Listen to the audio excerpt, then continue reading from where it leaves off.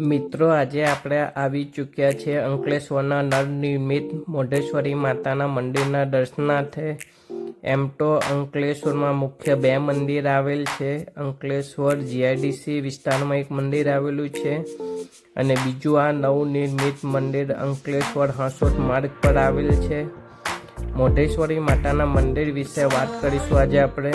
આ મંદિર અંકલેશ્વર શ્રી મોઢ ઘાંચી સમસ્ત પંચ અંકલેશ્વર દ્વારા બનાવવામાં આવ્યું હતું અને 10/2/2025 મહાસુદ તેરસના દિવસે પ્રાણ પ્રતિષ્ઠા કરી આ મંદિરમાં માતાજી મોઢેશ્વરી માતાના મંદિરની પ્રાણ પ્રતિષ્ઠા કરી મૂર્તિ સ્થાપિત કરવામાં આવી છે. આપણે મંદિરમાં એન્ટર થઈ રહ્યા છીએ. તમે જોઈ શકો છો મંદિરનો મુખ્ય દ્વાર અને મેન મંદિરનો બહારથી વ્યૂ તમે જોઈ શકો છો. મંદિરનું પ્રાગત્ય પણ ખૂબ સરસ છે, તમે જોઈ શકો છો. આપણે મંદિરના મેન દ્વાર તરફ આગળ વધીશું. તમે જોઈ શકો છો મંદિરના મેન ઉપર ખૂબ સરસ ધ્વજા ફરકી રહી છે.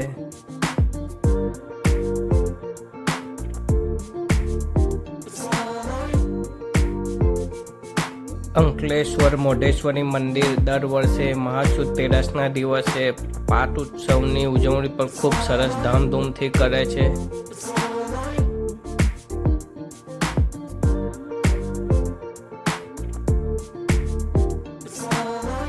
ખૂબ સરસ મંદિર છે, આપ જોઈ શકો છો. આપણે મંદિરના મેન દ્વાર તરફ આગળ વધીશું, માતાજીના દર્શન કરીશું, મોઢેશ્વરી માતાના દર્શન કરીશું. ખૂબ સરસ મંદિર છે, તમે જોઈ શકો છો. પ્રતિમા પણ ખૂબ સરસ છે. અંદર મંદિરના મુંગટના અંદરના વ્યૂ વિશે આપણે વાત કરીશું. તમે જોઈ શકો છો અંદરના મંદિરના વ્યૂમાં પણ ખૂબ સરસ એવું કોતરકામ કરેલું છે. તમને હું બતાવીશ આગળ જઈશ તો. તમે જોઈ શકો છો ખૂબ સરસ કોતરકામ છે મંદિરનું. અંદરના વ્યૂનું, મુંગટના વ્યૂનું મસ્ત સરસ ઝુમ્મર પણ લગાવવામાં આવેલું છે. તમે જોઈ શકો છો ખૂબ સરસ કોતરકામ કરેલું છે. આજે આપણે મોઢેશ્વરી માતાના ઇતિહાસ વિશે પણ વાત કરીશું. અંકલેશ્વરના આ નવનિર્મિત મંદિરનો ઇતિહાસ મોઢેશ્વરી માતાના ઇતિહાસ સાથે પણ જોડાયેલો છે.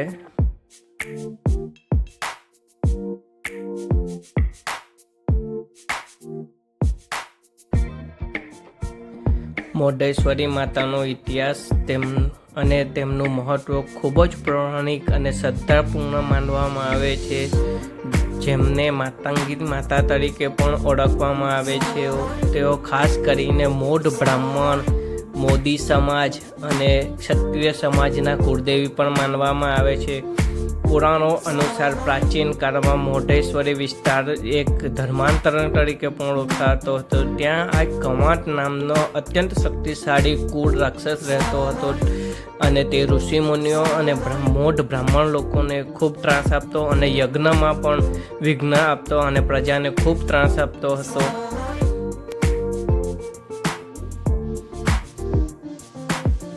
તમે જોઈ શકો છો ખૂબ સરસ પ્રતિમા છે માતાજીની પ્રતિમાના આપણે દર્શન કરીશું અને આગળ ઇતિહાસ વિશે પણ વાત કરીશું.